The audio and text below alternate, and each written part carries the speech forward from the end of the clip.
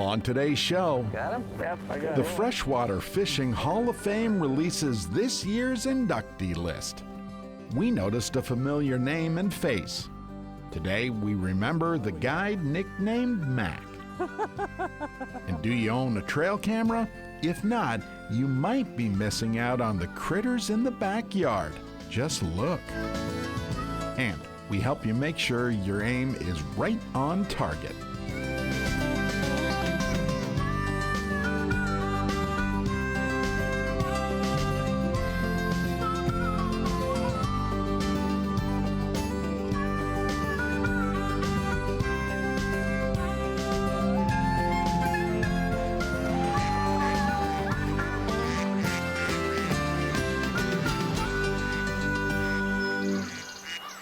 Hey everybody, Laura and I welcome you to Minnesota Bound. Each year, the Freshwater Fishing Hall of Fame announces inductees, candidates who have made a difference in the fishing arena. And this year we noticed a familiar name on the list. It's someone close to the Minnesota Bound family. Ron Shera has the story. No excuses now, you're on your home water. That's right. He was known as the fishing professor, and he was. It is awful hot though, and the water's warmed up quite a bit, and the lake If is you climbed into his boat, you were the student. Now Jim McDonnell is also known as a fishing legend. The Iowa fisherman recently was inducted into the Freshwater Fishing Hall of Fame in Hayward, Wisconsin. It's an honor he deserves, because I knew Jim as a friend and fishing companion, although not often enough. Got him? Yep, I got him. Boy. Good boy. I got him. Home for Jim was a small farming town, Royal, Iowa. When he wasn't teaching school and coaching students, he was holding class in the outdoors, usually on the water. In the 1960s, Jim also was the first ever to open a guiding business on Iowa's Great Lakes, such as West Okoboji and Spirit. A lot of people find it hard to believe that we have this chain of lakes up here in northwest Iowa. But these are all glacial lakes, and they've got a lot of walleye in them. As good a walleyes as we have in Iowa. A lot of folks come in to the Iowa Great Lakes. They can't believe that we have walleye fishing or smallmouth or a muskie fishery here. They think of Iowa as cornfields and bean fields, and that's just about it. Later, Jim started competing in fishing tournaments as a member of the Black Hat Guides League, formed by noted angler Al Lindner. While he loved catching fish, Jim also emphasized conservation when he was teaching kids how to fish. In 1968, he founded the Iowa Great Lakes Fishing Club. The club was active in both agendas and still is. More than anything, this may explain the nickname Fishing Professor. He also was called simply Mac. So how'd you get the name Fishing Professor? I was a school teacher and fished a lot. I never did like to paint houses, including my own, and so the best thing for me to do was go fishing. And that's what I did. 1990 maybe. An Iowa outdoor newspaper columnist, Larry Meyer, once wrote, "When you see Mac's boat on the water, you take notes on where and how he's fishing. He's that good." Welcome back to Fishing the Midwest. Jim was a regular on Bob Jensen's Fishing the Midwest TV show. I've been fishing Storm Lake since the... For years, he also appeared on radio programs or newspaper columns. Jim also appeared on my own TV show, Minnesota Bound, as we teamed up to fish or hunt Iowa's wild turkeys. Thank you, sir. Yeah. In the category of small worlds, I also hired Jim's youngest daughter, Kelly Jo, way back in 1996, and she's still part of the Minnesota Bound team. Dad would put a worm on my hook and put it in the water for me. Besides fishing and teaching, Jim also enjoyed, well, just laughing.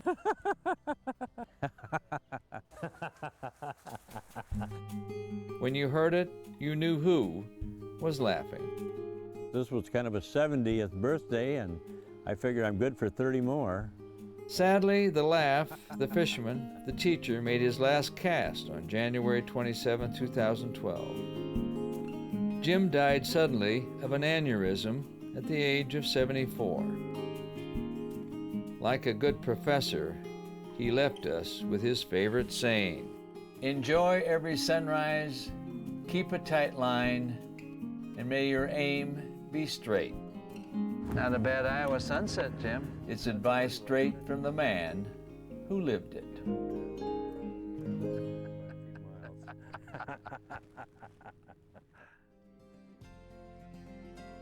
Jim is one of many guides that have become favorites of ours over the years. In fact, this week's Minnesota Bound podcast, The Stories Behind the Stories, I sit down and talk about a few of my favorites over the years. Trust me, we've got a couple crazy stories to tell too. Minnesota Bound is brought to you by Connecticut, Minnesota DNR, Coors Light, and by Radco Truck Accessories.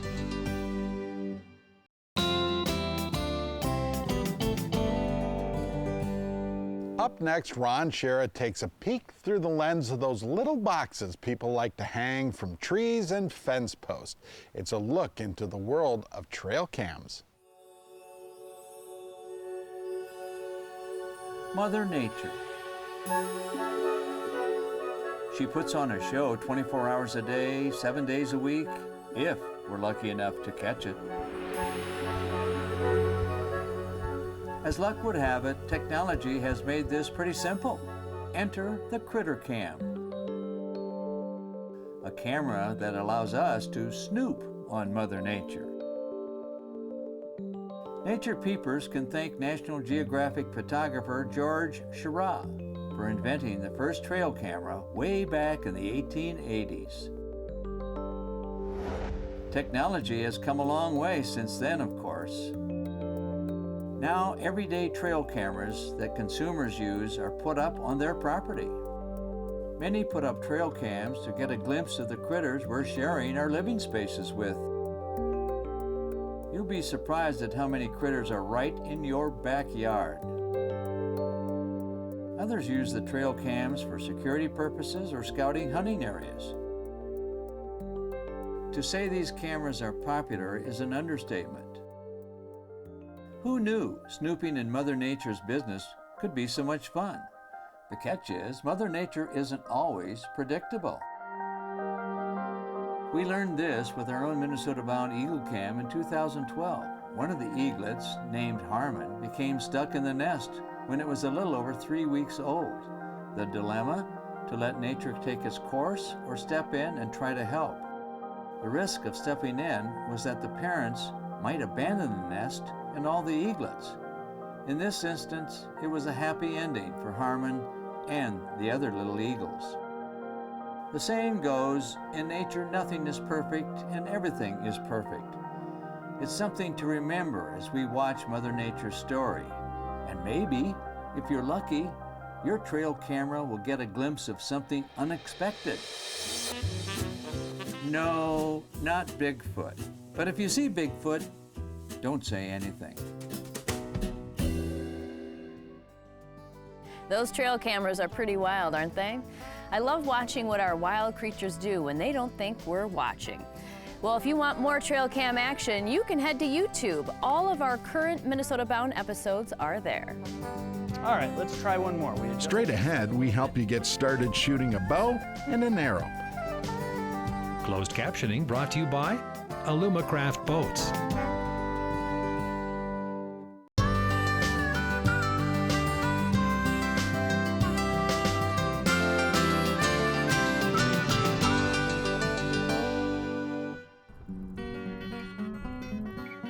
Hey, Joe. Hi, Laura. How are you? I am good. I am looking to get started in some archery. Well, excellent. You came to the right place. First of all, we need to get some measurements and get you fitted for proper equipment. What is it that you plan on doing with it? Well, I think I'll probably start off with just some target practice, but then eventually I want to use my bow for hunting. Perfect. Well, let's start off. Let's get a couple of measurements. Okay. First and most important, we need to test your eye dominance. All right. Okay, very simple test here. What we're gonna do is you're gonna hold this card out like this. You're gonna bring it up, find my nose through the hole in the card, and then slowly bring it back to your face, keeping my nose in focus. This tells us which way you're gonna shoot. Perfect, you brought it back to your right eye, meaning your right eye dominant. Are you right-handed? Yes, I am. All right, so that means that your eye dominance matches your dominant hand, so we don't have any issues in there. So now what we're gonna do is we're gonna measure your wingspan. That's gonna tell us what your draw length is so we can fit you to the bow. Why don't you follow me? So what we're gonna do is we're gonna measure your draw length. Okay. In order to do that, we're gonna put your fingers against the ledge right here, shoulders nice and level, back against the wall. This is gonna show us what your wingspan is, and then we can determine what your draw length is gonna be. All right, it's time for the wingspan. So this here is showing us that your draw length is 26.5 inches, which is your wingspan divided by 2.5. So now that we got your measurements, we can get you fitted to a specific bow. So here we have our entry-level equipment, and then we have some more advanced equipment that all kind of depends on A, what fits you, and B, what you're using it for. All right, Joe, I like a little speed in my shot, so I think I want to try the Bowtech. Do you think that'll fit me okay? Absolutely, that'll fit you just fine. Let's get it fitted. So we're gonna check the draw weight on this bow. So the draw length should be really close. What I want you to do is hook, right into that D-loop right there.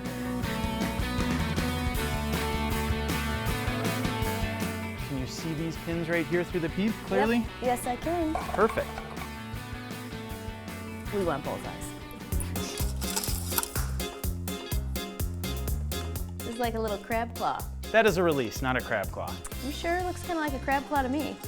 All right, so we're gonna slide our left hand through the wrist sling like that. Move your hand all the way up to the heel. You wanna make sure that your hand is comfortably behind the bow, not off to the side. We're gonna take our arrow, we're gonna load it. We're gonna put it in the rest, arrow rest, just like that. You're gonna knock it to the string, right in the middle of your D-loop. So your release or your crab claw thingy goes right here. When you're ready to shoot the arrow, you're gonna connect your release right there to that, right there to the D-loop. Yep, just like that. Remember your safety, finger behind the trigger. You're gonna extend that arm. Now you're gonna focus through your peep. You're gonna look down here. You're gonna find the top pin. You're gonna put the top pin right on the center of the bullseye. Where'd I go? Oh, way off. It's Hello. Okay. It's okay, we gotta adjust it. All right, let's try one more. We adjusted the sight a little bit. Let's give it another try. There you go. Squeeze the trigger. Woo, that's There almost we better. go. Nice. We're right there. Yes. One more little adjustment and we'll get bullseyes.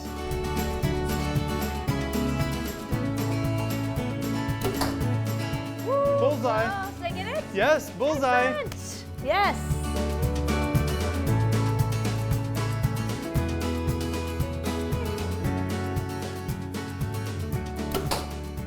Bullseye. Bullseye, good job. Thank you, so much fun. And if you too want to try this modern day version of this ancient sport, stop by Average Joe's Archery and they'll get you started. This is how you do it, ladies and gentlemen. Bullseye.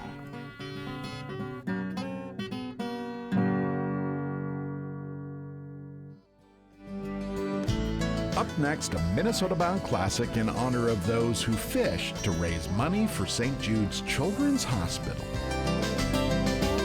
Minnesota Bound is brought to you by Hewitt Docks Lifts and Pontoon Legs, Bent Creek Golf Club Eden Prairie, and by Totem Resorts, the premier destination for world-class fishing.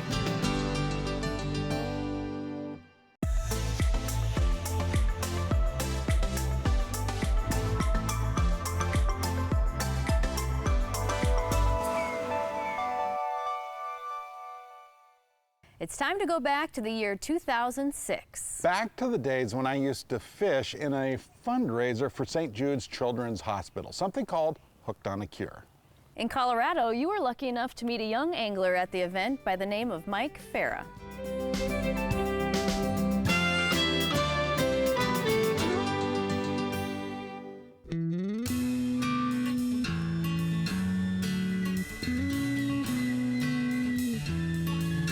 Way up on a Colorado mountain, fishermen dream of a Rocky Mountain high.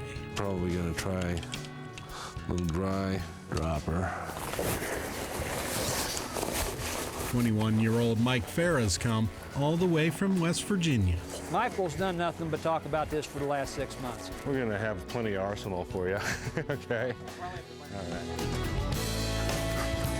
So often, people dream of perfection. Oh, look at that. There's some rings out there. Mike just hopes for the basics. He's happy with one day on the water. Come on over and play with us, fish.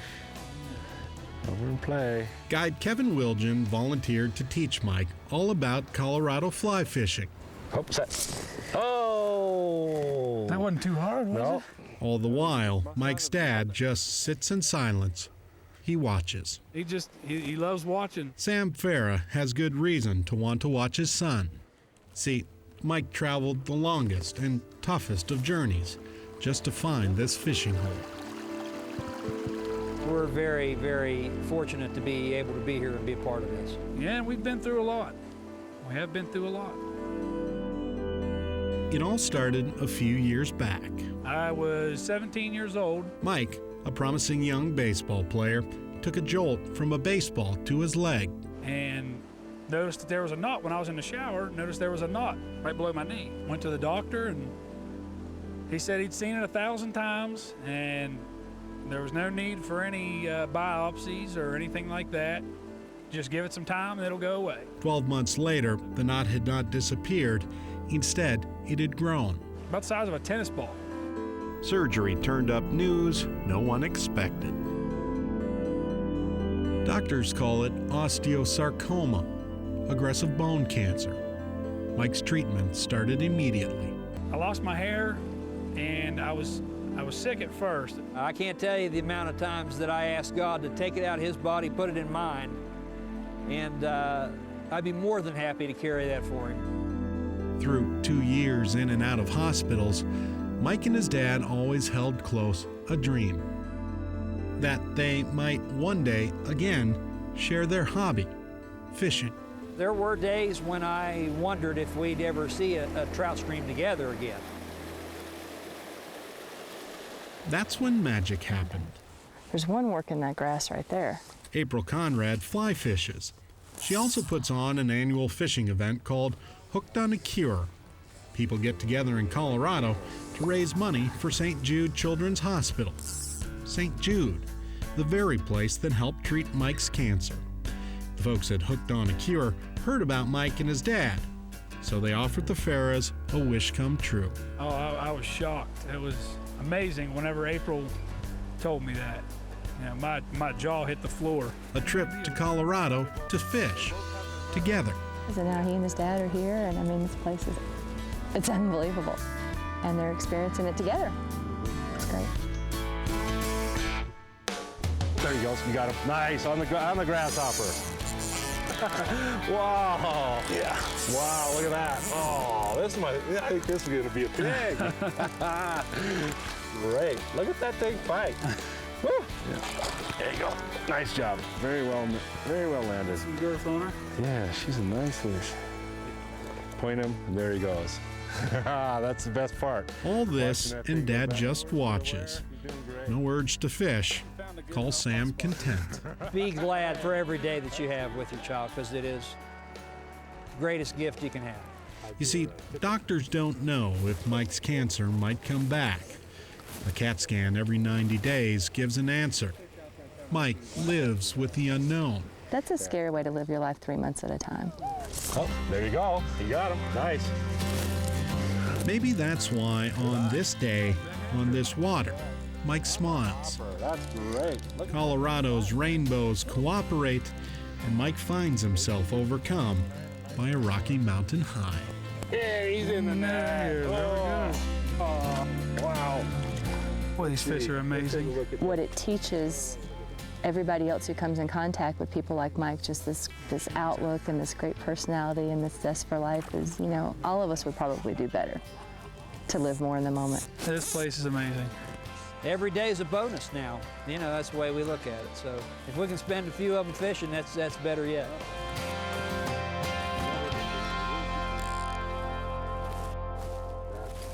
Those St. Jude's fundraising events, some of my favorite memories and some of the most important for me too. They sure are. Well, that about does it for us this week. We'll see you back here next time. In the meantime, don't forget to introduce a kid to the great outdoors. Transportation provided by Premier Transportation. Call 1-800-899-7433.